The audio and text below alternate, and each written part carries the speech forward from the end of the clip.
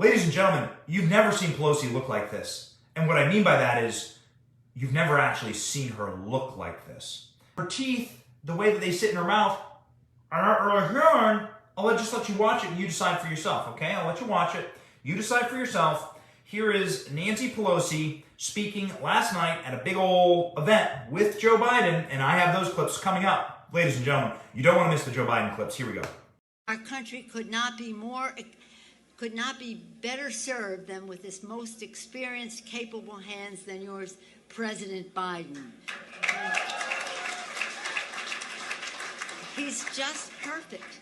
The timing couldn't be better. And Madam Vice President, we're inspired by your work for the people as you continue to be an invaluable partner to President Biden. He's just perfect?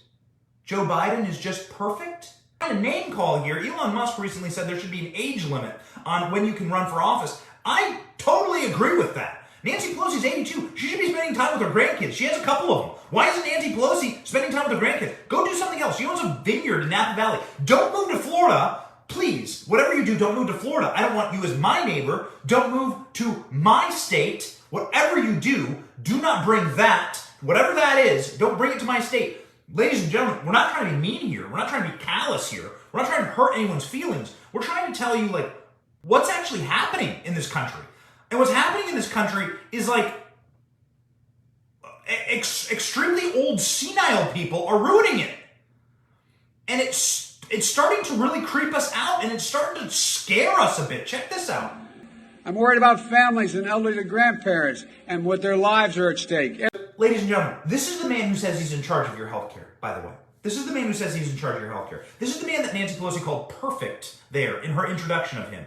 Go ahead and check it out. Everyone is a little harder.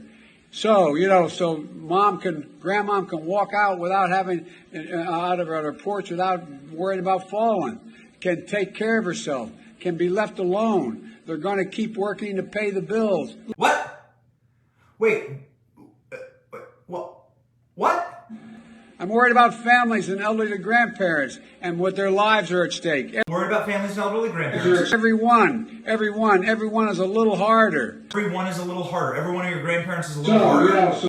So grandmom can walk out without having... Grandmom can walk out?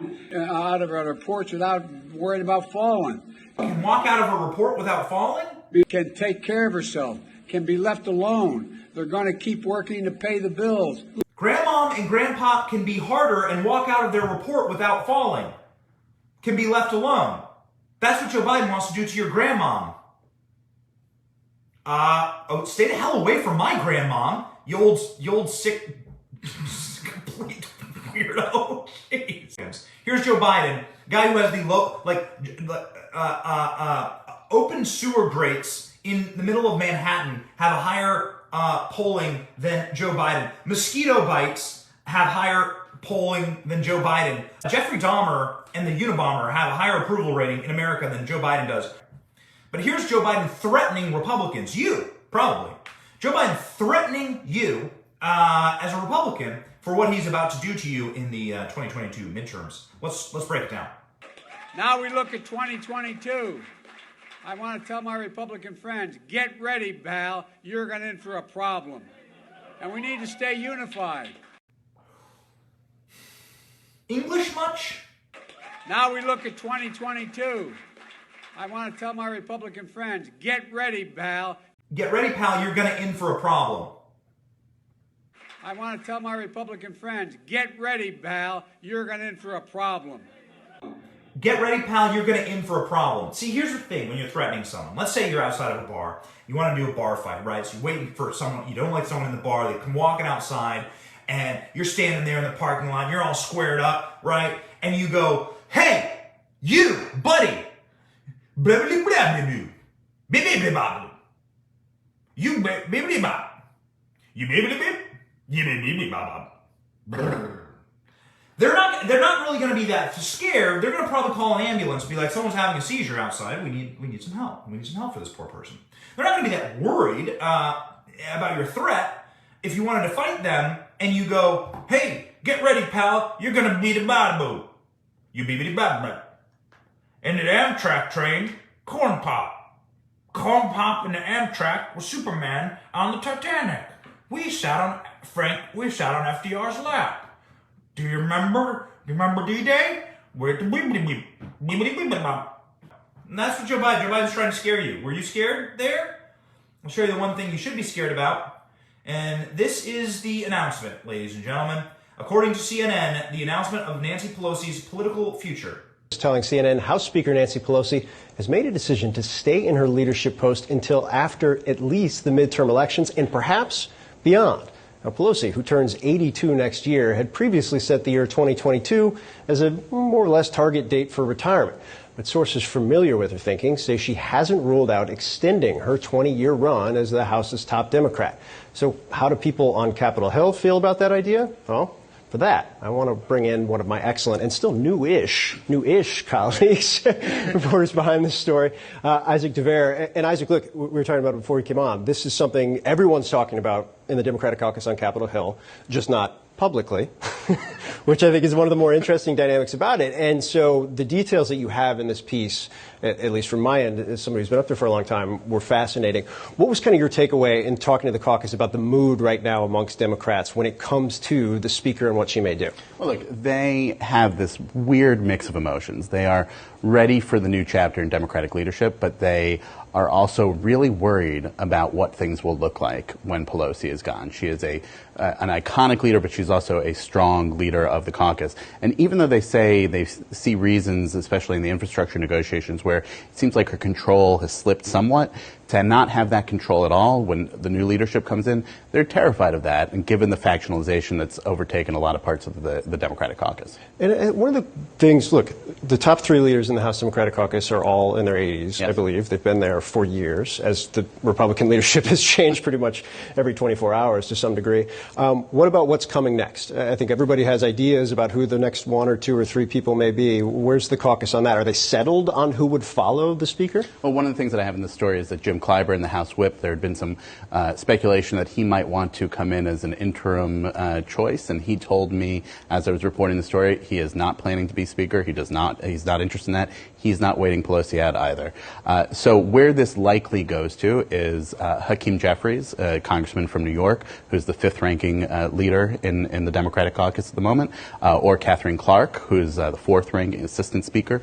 She's from Massachusetts. There's also, though, some calls that I report in here that Pramila Jayapal, the head of the Progressive Caucus, she's from Washington State, has been sounding people out that sound like she's interested in pursuing a leadership spot as well. Pre-pandemic, what happened with the Labour Party in the UK, so you have the Conservatives and you have the Labour Party being the Libs.